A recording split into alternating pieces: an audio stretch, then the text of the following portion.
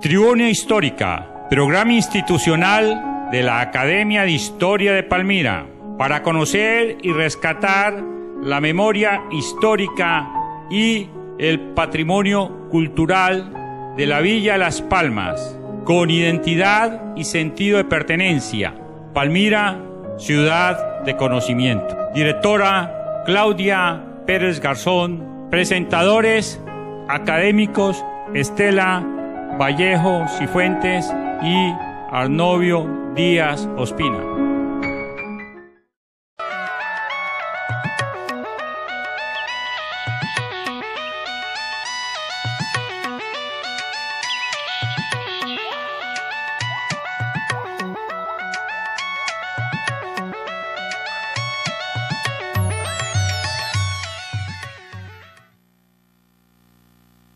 Damas y caballeros, muy buenas noches. Bienvenidos a este panel hablando con la historia de Palmira. De acuerdo con los propósitos misionales de la Corporación Academia de Historia de Palmira, esta institución contribuirá a investigar, enseñar y divulgar el patrimonio histórico y cultural de la ciudad. Sus funciones básicas serán la presentación de expertos, la organización de seminarios, conferencias, exposiciones, producción, distribución de información histórica, realización de eventos masivos como celebraciones de actos decisivos en la historia de la ciudad. Hoy, 17 de junio, Palmira está de cumpleaños. En el año de 1773, hace 238 años, de acuerdo con la idea que nos van a exponer más adelante nuestros panelistas, comenzó la vida jurídica de esta ciudad. Me permito presentar a continuación al presidente de la Academia de Historia de Palmira, el doctor Pedro Nel Ospina, quien presentará a ustedes su saludo y nos explicará cuál es la metodología a aplicar en este panel. Muy buenas noches. La Academia de Historia de Palmira está muy agradecida por la concurrencia de ustedes. Queremos decirles que ustedes son la semilla que va a iniciar el proceso de la memoria colectiva. La academia está en esa primera fase de buscar que la gente comience a apropiar la cotidianidad de los procesos que ha tenido la ciudad en su devenir y que una vez lo logremos pensemos en la identidad, en el sentido de pertenencia para poder forjar el sueño de ciudad y de esa forma pensar en lo que Palmira deberá afrontar en un mundo globalizado, que es retomar el sitial como una ciudad del conocimiento. Se va a controvertir si fue fundada, creada o surgió, se va a controvertir la fecha que debe celebrar su efeméride en la ciudad de Palmira. Pues con esta metodología comenzamos a trabajar. Muchas gracias por venir. Azucarera y es una de las personalidades más reconocidas en el campo de la historia. Bueno, voy a conversar con ustedes estos 8 minutos en una forma muy rápida sobre lo que para algunos de nosotros que ya somos mayores constituye una reminiscencia y para los menores apenas como el esbozo de un acontecimiento histórico que no les tocó vivir. Me voy a referir a la factoría de Palmira. Aunque el tema está bastante conversado, la actividad tabacalera gozó de muchísima importancia en el virreinato de la Nueva Granada desde la época del virrey don Pedro Mesía de la Cerda, y a partir del año de 1773 se convirtió en el virreinato de don Manuel Guirior en objeto de arbitrio rentístico para la corona española. Justamente el asentamiento de las grandes plantaciones y el mercado del tabaco se hizo en Palmira, en Candelaria y en algunos corregimientos que hoy nos pertenecen. Lo que no sabe la gente es que en Palmira hubo 2 factorías. La primera factoría, que fue hacia finales del siglo XVIII, 1770 aproximadamente, quedaba ubicada en la casa contigua al Teatro Materón, yendo hacia la esquina de la calle 31. Exacto. Después, la segunda factoría era una casa de adobes, de amplios corredores y de piezas, que tenía un enorme solar tapeado y que se construyó en los primeros años del siglo XIX, entre 1805 y 1810. Aunque algunos cronistas que yo me he encontrado por ahí dicen que la construcción empezó en el año de 1795 y se empezó a construir porque el Cabildo de Guadalajara, de Buga, fue solicitado por el factor de rentas don Joaquín de Castro y García, bajo el virreinato de don Pedro de Mendinueta, para que procediera a clasificar el producido del tabaco de Llano Grande y de Candelaria, y para que cobrara el impuesto de la alcabala a la producción y al tráfico del tabaco. Ese tabaco que venía de Candelaria y de los corregimientos circunvecinos a Palmira era el que después de pasar por la factoría y de pagar los impuestos iba a Antioquia, al Cauca, a Ambalema y a San Juan de Girón, y por esa vía terminaba en Cuba. Su promotor, el promotor de la factoría, fue don Joaquín de Castro y García, que fue traído a su vez a estas tierras por don Juan Antonio Racines, que era el encargado del cuidado de las plantaciones de tabaco en Candelaria. Y fue él el que, viendo el crecimiento de los cultivos de tabaco, trasladó la pequeña factoría que había en Candelaria y construyó la segunda casa de la factoría en Palmira. La construcción se le hizo a un maestro bugueño que se llamaba don Francisco Romero, y cuando ya estuvo construida la casa, que fue aproximadamente hacia 1810, no pudo servir como factoría, es decir, para cumplir los dictados y el recaudo de la alcabala por los cultivos de tabaco, debido a que en ese momento apareció el amotinamiento patriota de Santa Fe de Bogotá en 1810. Cuando eso ocurrió, el gobernador de Popayán, Tacón y Rosique, ávido de tropas porque habían derrocado y encarcelado al último virrey, don José Amari Borbón, se vino a Palmira a reclutar soldados para la defensa de la monarquía española, y se fortificó allí en la factoría, logrando algún enrolamiento de la juventud caucana, porque éramos del Cauca, a la milicia del rey.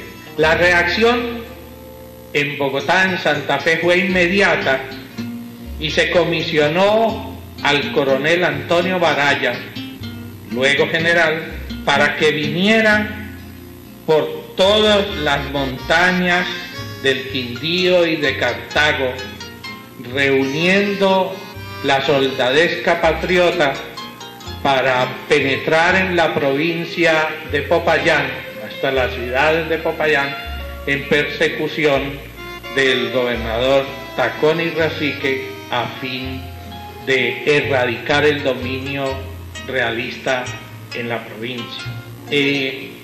Baraya llegó a Palmira acompañado de Atanasio Girardot y José Ayala, y se radicó en la factoría. Cuando llegó a Palmira tenía 300 soldados que había enrolado desde su salida de Bogotá hasta que llegó aquí. El Cabildo de Buga dio la orden de que Palmira aportara 80 hombres para el contingente patriota, pero fue tanto el fervor de los palmiranos que no solo se cumplió la cuota, sino que se enrolaron 200 soldados a las filas patriotas.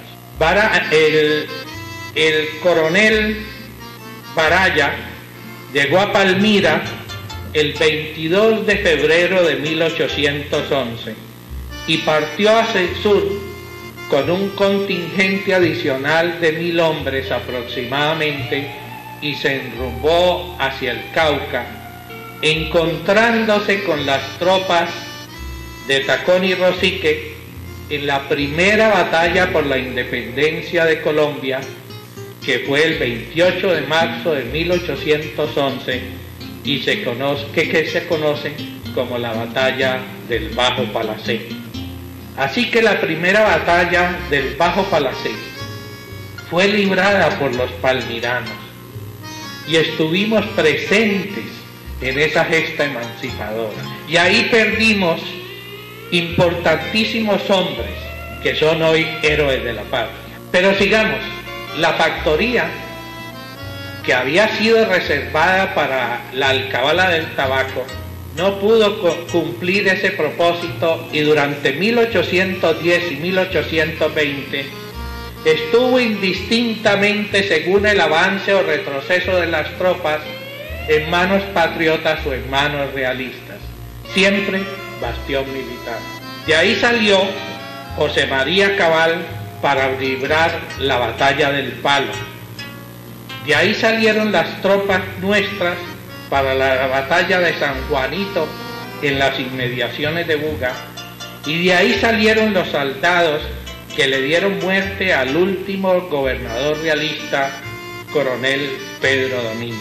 Solo fue 25 años después, cuando el Congreso de Angostura en 1820, que por orden del general Francisco de Paula Santander, la factoría vino a cumplir por primera vez el propósito de arbitrio rentístico del trabajo.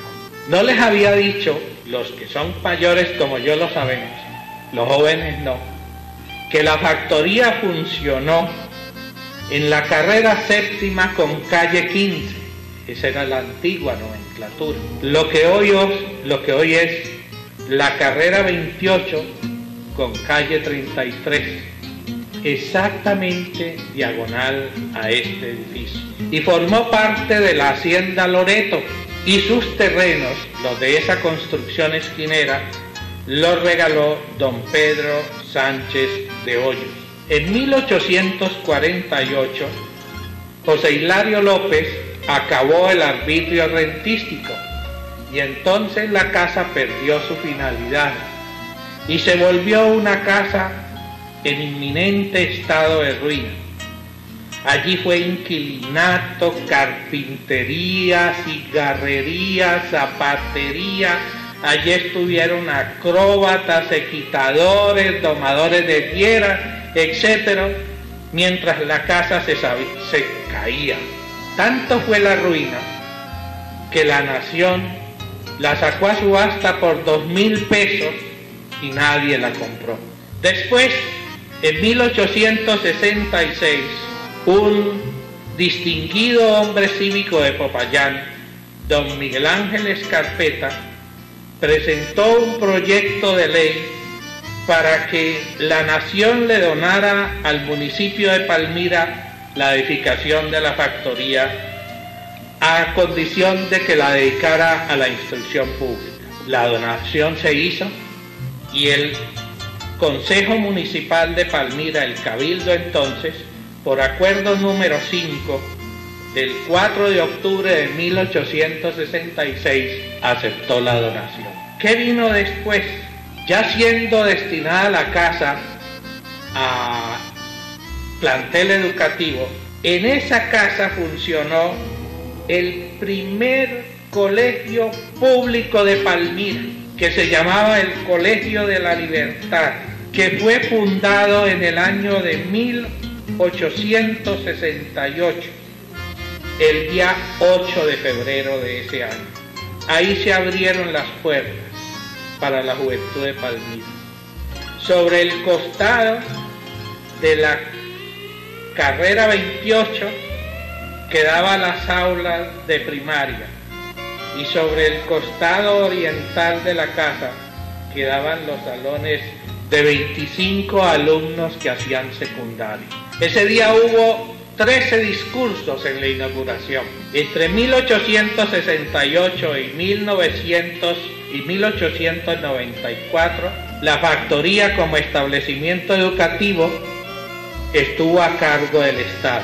Pero a partir del año de 1894, le fue encargado el Colegio Público de la Libertad, cosa que no saben los palmiranos, a la comunidad de hermanos maristas, quienes tuvieron la dirección del colegio desde 1894. Se interrumpió el contrato con ellos porque vino la guerra de los 1000 días y durante 2 años el plantel estuvo cerrado, pero se reabrieron las puertas y en 1894 se reabrieron y en ese año terminó el encargo del colegio a los hermanos maristas. Después de los 1000 días, de la guerra de los 1000 días, el Colegio La Libertad quedó convertido en liceo, el Liceo de Varones, y así funcionó durante muchos años en esa misma casa de la factoría hasta 1928. En 1928 el colegio volvió a cambiar de nombre por tercera vez y ya se llamó el Colegio de Cárdenas, en el sitio que hoy ocupa. Como pueden ver ustedes, no hay en Palmira, o no hubo para los que lo conocimos, y la memoria que les queda a los jóvenes también que están oyendo este recuento, un lugar de mayor caracterización histórica en Palmira que la factoría. Desafortunadamente, en el año de 1981 la tumbamos, quedó el lote y perdimos la historia.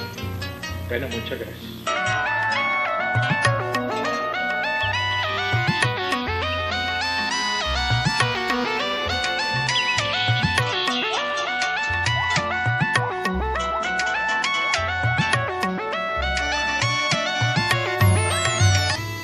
A continuación estará con nosotros el doctor Alberto Silva Escarpeta. Con ustedes el doctor Alberto Silva Escarpeta. Muchas gracias y buenas noches a todos. Bueno, estamos aquí para hablar de Palmira. Para hablar de Palmira tenemos que situarnos en algún lugar de este hermoso país colombiano. Hace algún tiempo salía por la televisión una publicidad donde aparecía una señora con una niña en una playa recogiendo conchas y la pregunta que salía ahí: ¿sabes dónde estás parado? Y la niña recogiendo conchas y la mamá ayudándole, cuando al fondo, difuminado, aparece la invasión de las tropas aliadas en la Segunda Guerra Mundial en la Normandía, en las playas de Normandía. Es decir, ellas estaban inocentemente sobre algo que fue algo muy sacro, muy venerable, porque ahí murió mucha gente de los dos bandos. Pues algo parecido podemos decir de Palmira, de golpe más hiperbólico todavía. ¿Sabemos dónde estamos parados? Creo que no. Por eso precisamente está este panel aquí de profesores distinguidos, personajes que nos están guiando para que sepamos dónde estamos parados. Entonces comencemos, vamos al grano. ¿Sabemos qué es el Valle del Cauca? ¿Cómo se formó geológicamente el Valle del Cauca? Aquí yo veo a algunos agrónomos, ellos lo saben, pero el resto no lo sabe. Tenemos que entonces conocer de que hace 40 millones de años, repito, 40 millones de años, se formó un lago de 426.000 hectáreas, era su espejo de agua. Lo que es hoy el Valle del Cauca en terreno plano, en la planicie, 426.000 hectáreas. Hace 10.000 años aproximadamente, todavía no se han podido poner de acuerdo los señores arqueólogos, y antropólogos hace 10.000 años aproximadamente comenzaron a entrar al territorio de ese lago en desecamiento, digamos, los primeros cazadores recolectores, que seguramente entraron o por el Atlántico o por el Pacífico supuestamente por la depresión de Mulaló o por la depresión del lago Calima, y comenzaron a avanzar durante años, miles de años, hasta situarse algunos de ellos en un puntito, en el sur oriente, donde actualmente está situado Malagana. Ahí llegó una de esas tribus, o alguno de esos grupos étnicos que se formaron durante esos miles de años. ¿Y dónde se formaron? ¿En el lago? No, en parte del lago, porque cuando hace 10.000 años llegan, o comienzan a llegar, ya el lago estaba en un alto porcentaje de secamiento. Pero existía una selva inmensa, semilacustre, o sea, con agua, de inmensos árboles, donde esos vallecaucanos, porque ya eran vallecaucanos, comenzaron a trabajarla, sustrayéndole frutas. 476 años aproximadamente, entran unos hombres blancos por el sur, no por el norte, eran los conquistadores europeos. El primero que se asomó y conoció esta belleza de tierra donde vivimos fue Juan de Ampudia. ¿Y qué vio? Una gran selva, con un río silente, caudaloso, amplio, con soluciones de continuidad, es decir, con sitios donde no solamente era selva, sino también lagunas, pantanos, otros ríos que bajaban a desembocar, y comenzaron a encontrar esos europeos varios grupos étnicos distribuidos en tribus, en cacicazgos. Habían como 60 y tantos cacicazgos, entre ellos los de Palmira. Aquí teníamos paisanos de aquel tiempo. ¿Qué comenzaron a hacer esos españoles cuando entraron acá? Primero que todo, a sacar a codazos a las tribus, porque ellos no iban a gastar un gramo de acero con una hacha para tumbar una ceiba. No, ellos buscaban los sitios donde había asentamientos indígenas. El cuento de que llegaron con hacha y machete los españoles es falso de toda falsedad. Ellos llegaron por los caminos del indio y ocuparon terrenos ya abiertos por indígenas aborígenes desde milenios atrás. Lo que pasa es que como en aquel tiempo, como ahora, en una junta directiva se pasan informes amañados. Entonces ellos le enviaban a sus autoridades en España los informes de que acá estaban trabajando arduamente, rompiendo montaña. Falso de toda falsedad, ya la habían roto los indígenas. Entonces se establecieron en los poblados indígenas. Y aquí, a Palmira, también llegó Francisco de Cieza, que fue uno de los subalternos de Sebastián de Belalcázar, que pasó al lado de acá y anduvo por el territorio palmirano, con mucha selva, por supuesto. Y luego trajeron a los esclavos africanos. Y lo primero que hicieron fueron mezclarse, africanos, indígenas y blancos, y formaron un híbrido de mucha resistencia al medio. Esto no ha sido fácil, y Palmira se formó muy arduamente, con un mestizaje que lo vemos palpablemente, y ahora más adelante les voy a mostrar unas fotos bellísimas que de golpe los van a poner algunos a llorar, para que vean cómo era nuestro pueblo fotografiado en 1845, 1850, cuando ya llegaron los daguerrotipos aquí por primera vez a este poblado. ¿Y qué hicieron esos mestizos, que después llamaron pardos? Rompieron un llanito pequeño y luego lo juntaron con otro llanito también pequeño, y ya era un poquito más grande, hasta que se formó Llano Grande. ¿Por qué? Porque ya era grande. En cambio, muchos historiadores y muchos coronistas de actualidad le han metido, y sobre todo los que no nos tragan fácilmente, les han metido en la cabeza a mucho colombiano de que esto ha sido fácil aquí, de que esto no fue sino llegar y esto eran llanos bellísimos, como los llanos orientales, que sí eran llanos naturales. Aquí no eran llanos naturales, aquí era selva natural, la cual con nuestras manos, las manos de nuestros ancestros, se domaron y formaron llanos pequeños, luego llanos más grandes, hasta Llano Grande, es donde estamos ahora, y que después le dimos el nombre de Palmira. Por eso tenemos nosotros que asistir más y aprovecho los canales de televisión que nos están enfocando para que a las próximas reuniones que tengamos, ojalá nos conviden, para que nos informemos dónde estamos parados. Y ahora, como decía uno de los antropólogos y arqueólogos, en 1992 la vertedera de una máquina agrícola hendió el vientre de nuestra tierra. ¿Y qué encontraron ahí?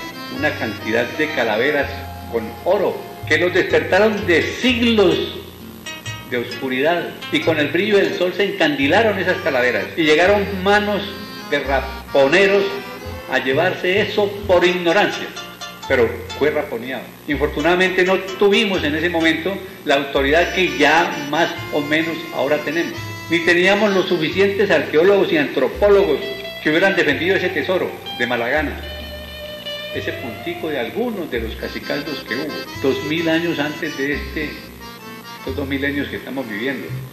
Entonces nosotros tenemos de Palmira mucho, pero mucho que saber, que conocer, para que saquemos pecho, para que nos pongamos la camiseta en todos los órdenes, porque no es únicamente en el orden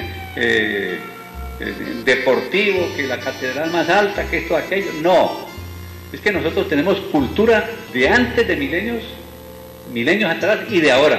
Esperemos o esperamos de que, reitero, nos acompañen más adelante, porque de historia hay mucho que contar. De historia hay historia de la industria, bellísimo tema, donde somos pioneros. Historia de la historia patria, donde tenemos un acervo impresionante. Ya para terminar, nosotros aquí tuvimos 5 polas aquí en el Valle del Cauca, 2 en Palmira, y de repeso una de ellas negra, africana. Ahora que se está hablando tanto de la reivindicación de las afrodescendientes, le dije a una campeona olímpica, ustedes la conocen, Marisabel Urrutia, le hablé, ¿dónde está el monumento para María Josefa Costa? Entre otras cosas es Costa, no Acosta, como quedó ahí tuvimos una equivocación, en la placa que hay ahí en la alcaldía. Es María Josefa Costa, no Acosta. Tenemos eso para reivindicar dónde tenemos nosotros el monumento, por Dios, y por allá un señor pidiendo de desalento que le diéramos unas cositas así para poder hacer un obelisco, quién sabe, por aquí pasó Bolívar. Hombre, por Dios, toquémonos. Muchas gracias. A continuación, la intervención del licenciado William Mayama Lugo, docente y vicepresidente de la Academia de Historia de Palmira. Muchas gracias. A ver, para hablar de Palmira hay que tener en cuenta algunos elementos característicos. Con algún grupo de historiadores hemos trazado unas fechas para el surgimiento del poblado o de lo que se llamó Palmira. Tuvimos en cuenta 5 fechas, y esas 5 fechas están plasmadas: 1652, el viejo latifundio, la forma como existieron las diferentes haciendas extensas y que luego empezaron a dividirse. La de 1721, donde se empezaron a gestionar una serie de actividades de haciendas ganaderas, trapicheras, tabacaleras, a incursionar de manera preponderante dentro de la parte productiva y a tener una incursión en el mercado regional. De 1722 a 1724, la instauración de lo que era la hacienda del Palmar, donde traslada la parroquia más o menos al sitio de la parte céntrica donde hoy se encuentra, y que empezó a congregar una serie de feligreses a su alrededor de manera muy esporádica. La otra fecha es la de 1750 a 1760, fecha en la cual se presenta la formación y el periodo de donación y estructuración de algunos de estos predios que se encontraban aquí. La otra fecha, de 1758 a 1778, momento en el cual se gesta una parcelación de solares, se hace donación y se generan unos cambios dentro de la estructuración del poblado. El proceso de estructuración de Palmira en su parte de población, movimiento, nos lleva a remontarnos fechas tan importantes.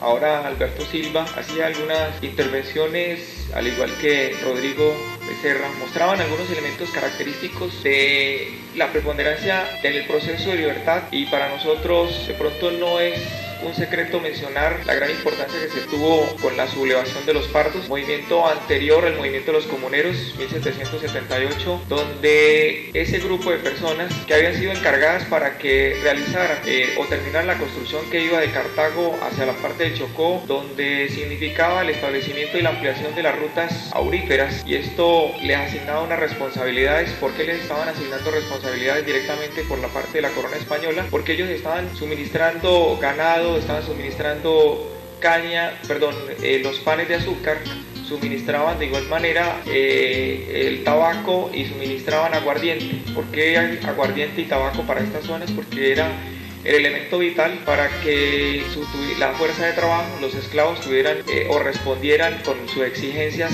En otras palabras, era un dopaje el cual se efectuaba en su momento. Para esto se les asigna a ellos donde tenían que destinar un mes de trabajo, y ese mes de trabajo era destinado en hombres de una forma proporcional. Tener que destinar hombres durante un mes significaba 3 meses. ¿Por qué 3 meses? Porque trasladar sus hombres de este lugar de Llano Grande, trasladarlos hacia la parte de Cartago, era más o menos unos 20 días, porque había que había que estar caminando, y algunos no tenían los suficientes medios para trasladarse a caballo, sino que y había que descansar algunos días. El mes que estaban trabajando y el regreso, además era la manutención, la cantidad de víveres, y esto generó una gran responsabilidad, lo cual no solamente la gente de Llano Grande, sino la gente de Buga y de Tuluá gestaron este movimiento. Documentos que aparecen o que reposan en el archivo de Popayán y reposan en unas exaltaciones y reconocimientos que está haciendo dentro de los escritos que hizo Gustavo Álvarez García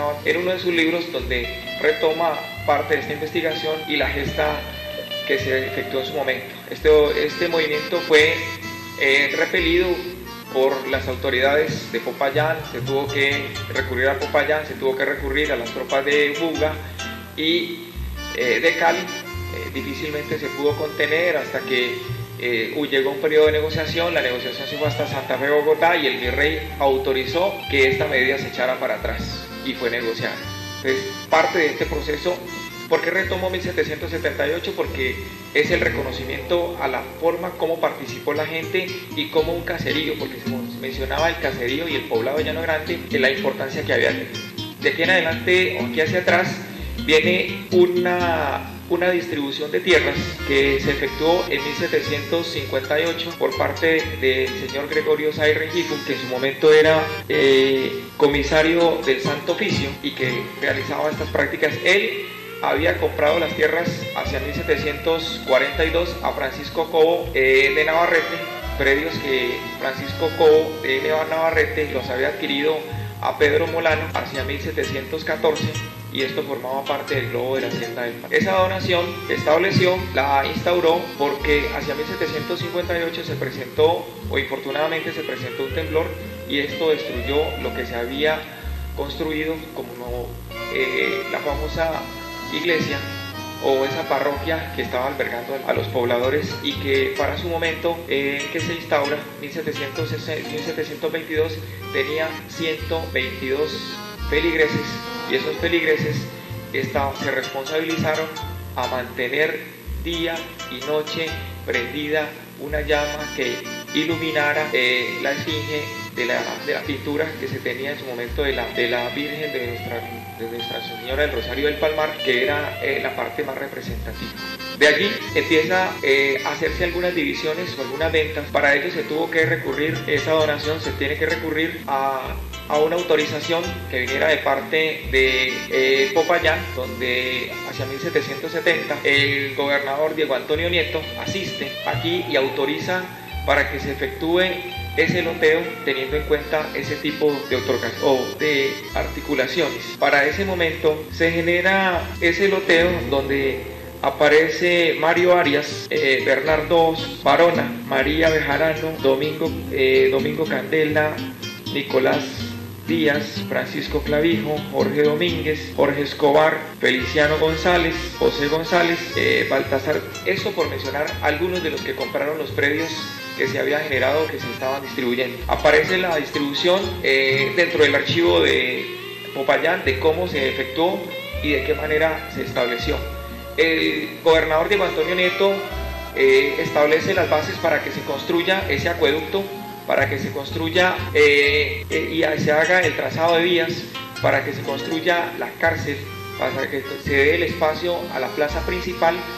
Además, autoriza que los predios que están hacia la parte cercana, es decir, a las 4 cuadras a la redonda, de donde hoy tenemos la plaza principal y la iglesia, esas 4 cuadras de ese campo, los predios tenían un costo de 100 patacones. A medida que se iba alejando, es decir, las 5 cuadras a la redonda, que nos sumaban 20, más o menos 20 cuadras fuera de este perímetro de las 4, tenían un valor de 10 patacones, y las últimas que estaban en un espacio de 6 cuadras a la redonda, esto tenía un costo de 10 patacones. ¿Para qué se hizo la donación o por qué se efectuó esa venta? Para que se pudiera usufructuar y se tuvieran allí los recursos necesarios para establecer una iglesia acorde a las necesidades o acorde a la población que estaba creciendo, de la manera como se estaba generando este poblado. Estas distribuciones, algunos de los datos aparecen en el libro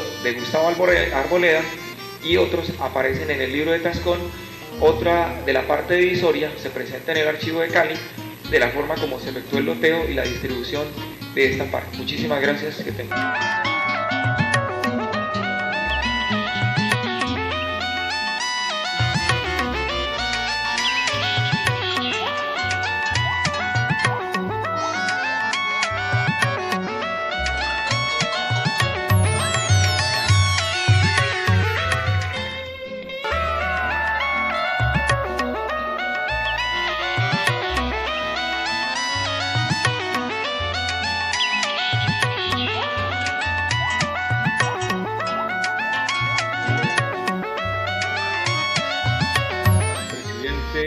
De la Academia de Historia de Palmira, el doctor Pedro Nel Ospina.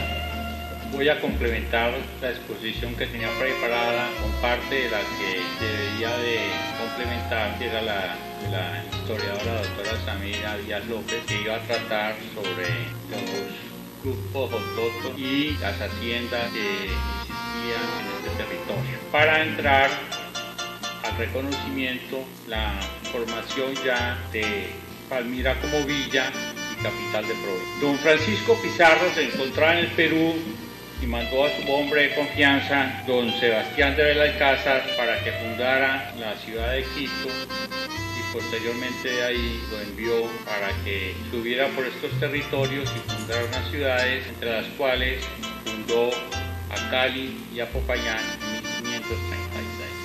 Fue tanto el poder, la riqueza, el manejo político que tuvo Sebastián de Belalcázar, que causó cierto recelo en Pizarro, quien mandó a gobernar a Cali al señor Lorenzo Aldana en 1539. Y para neutralizar la acción de Sebastián de Belalcázar, Aldana ordenó a Robledo que subiera por el río Cauca, y él buscó un sitio estratégico para poder contener las situaciones militares que estaban generando los pijaos en el territorio de Cartago, y creó una gran fortaleza militar. Recibió los refuerzos de Pedro Añasco y de Velázquez, a quienes mandó a conquistar los territorios de Chocó y Pimpaya.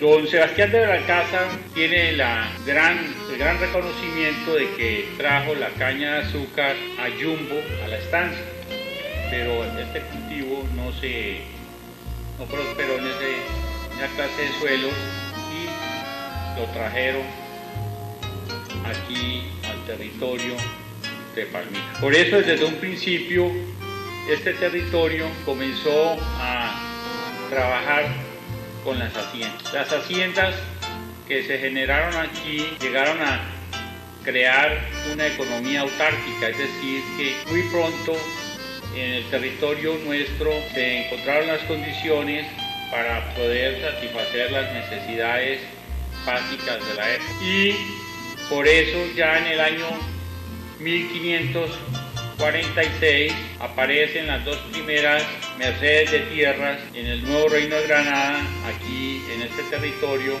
dadas a don Pedro Cobo y a don Gregorio Astigarrieta, a uno porque habían dominado las tribus Anaponima y el otro las de Aují. De aquí comienzan a segregarse a través de los hijos, los nietos, estas grandes haciendas, pero a su vez seguía el problema de las tensiones entre Robledo y Sebastián de Belalcázar, que ya había fundado a Cartago y que el 5 de octubre de 1546, después de ser fuertemente azotado, fue descuartizado por órdenes de Belalcázar. Esta pugna siguió y por eso hubo los enfrentamientos territoriales entre la gente de Cartago, la de Cali y la de Buga. De ahí que el territorio de Cartago se llegara a un acuerdo con Buga, conocido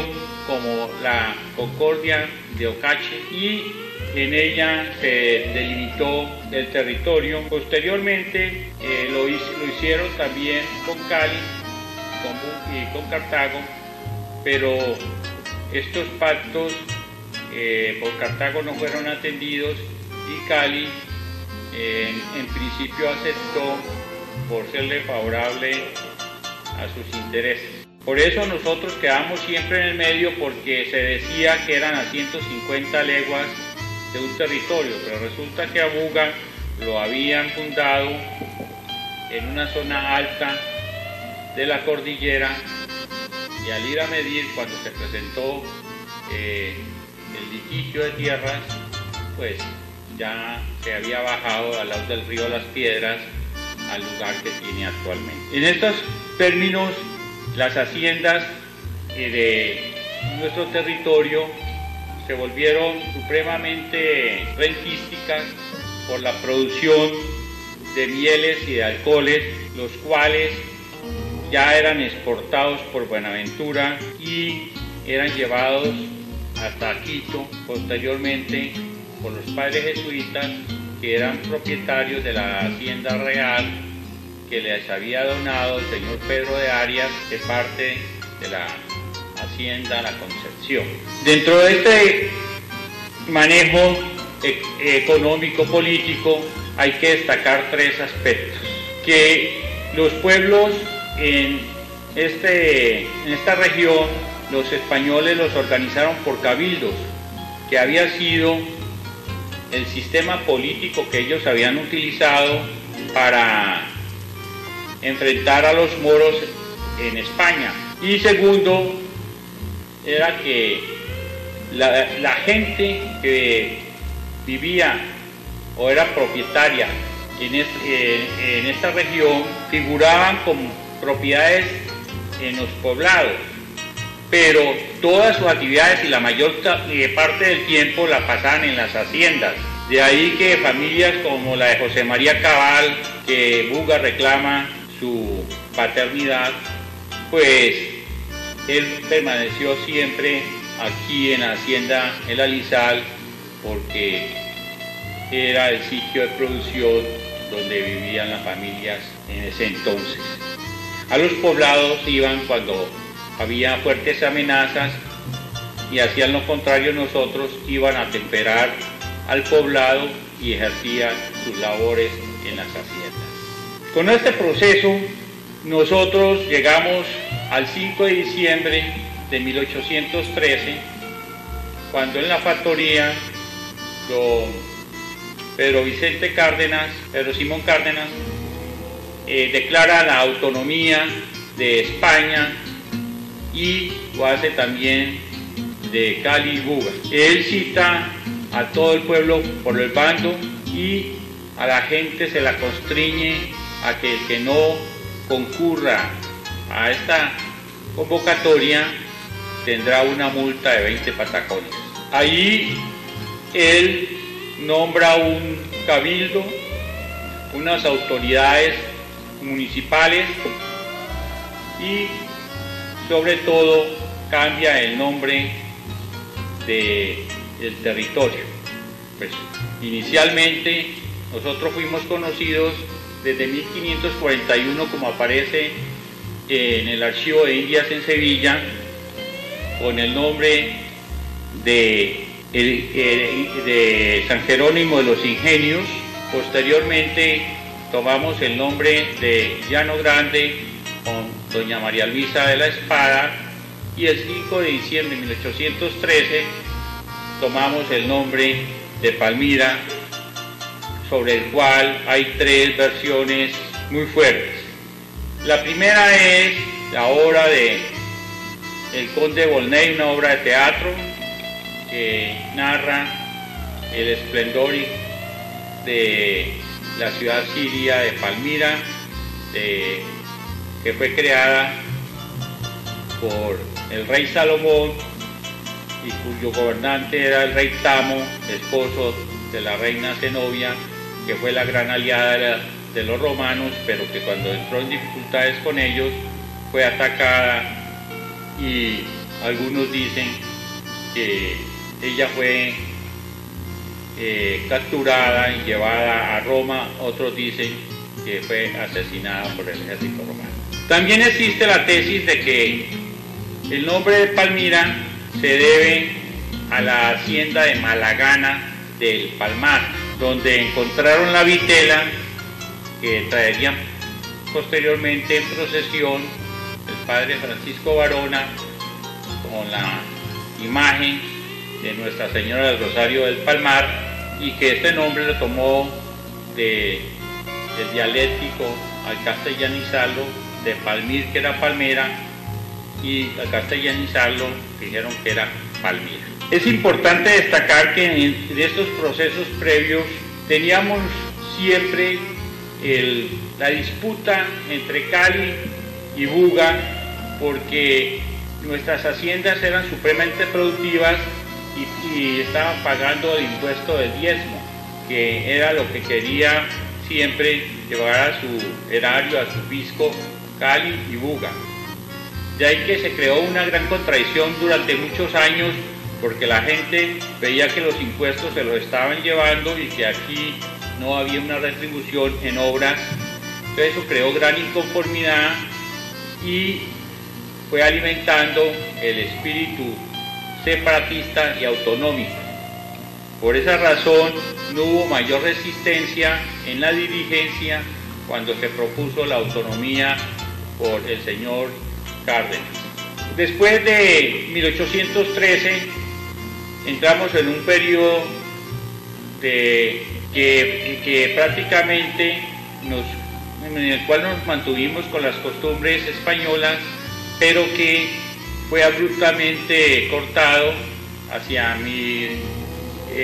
el 16, porque entró la época del terror de Pablo Morillo y todas estas instituciones fueron arrasadas. Solo en el año de 1824, cuando surge el gran conflicto de los intereses que entran a mediar Francisco de Paula Santander y nombra a Antonio María Ortega Nariño para que resuelva el conflicto de las ciudades de Roldanillo, Tuluá y Palmira, y viene y hace un estudio sobre los linderos y la capacidad económica que tenía cada una de estas poblaciones. No olvidemos nosotros que el señor Ortega Nariño había sido compañero de destierro de José María Cabal y pues tenía la información y la asesoría permanente del mismo. Francisco de Paula Santander acoge la definición que hace Ortega y Nariño y produce la ley 156 del 25 de junio de 1824, donde se crea el primer plan de ordenamiento territorial de Colombia. Nosotros hoy sentimos una gran alegría y una sensación de que el plan de ordenamiento lo traímos de Cataluña, de que el doctor Ernesto Samper, cuando era embajador en esa ciudad, trajo el modelo a Colombia con la ley 388, pues no hubo tal. Nosotros con Francisco de Paula del Santander y Omaña hicimos un plan de ordenamiento territorial con la ley 156, donde él creó 12 estados, y entre esos el estado del Cauca Grande, con 11 provincias, creando la provincia de Palmira, la cual abarcaba también a Pradera, al Cerrito, a Yunde, y en 1834 se agregaron a Pedro Arias, o sea, Florida. En este orden de ideas surge ya una organización político-administrativa en Palmira que, pues, lamentablemente tuvo un final muy difícil, porque el señor José Ignacio Palacios, después de estar gobernando la ciudad durante 4 años, es llevado en Cartago, donde es fusilado por órdenes de Tomás Cipriano Mosquera. Fue un gobernante muy progresista y logró unos desarrollos muy importantes en la naciente ciudad de Palmira. Palmira, tenemos que decir que en esa época logró estabilizarse económicamente y le correspondió hacer grandes aportes a una república naciente, porque nos tocó nacer con la primera constitución del país, que fue una constitución de tintes federalistas de Jorge Tadeo Lozano en 1821. Nos correspondió ese proceso de la libertad de vientres que hablaba la constitución y que hablaban la historiadora Dora Edith Tobar. Y Palmira, después de el proceso republicano, llega a ser una ciudad que tiene mejores condiciones políticas, económicas y sociales que Buga y que Cali. Por esa razón, el nacimiento y el fortalecimiento institucional fue rápido y llegó a ser una ciudad que durante 25 años fue líder y fue la principal productora de divisas con las explotaciones de tabaco. Tribuna Histórica, programa institucional de la Academia de Historia de Palmira, para conocer y rescatar la memoria histórica y el patrimonio cultural de la Villa Las Palmas, con identidad y sentido de pertenencia. Palmira, ciudad de conocimiento. Directora Claudia Pérez Garzón. Presentadores académicos Estela Vallejo Cifuentes y Arnovio Díaz Ospina.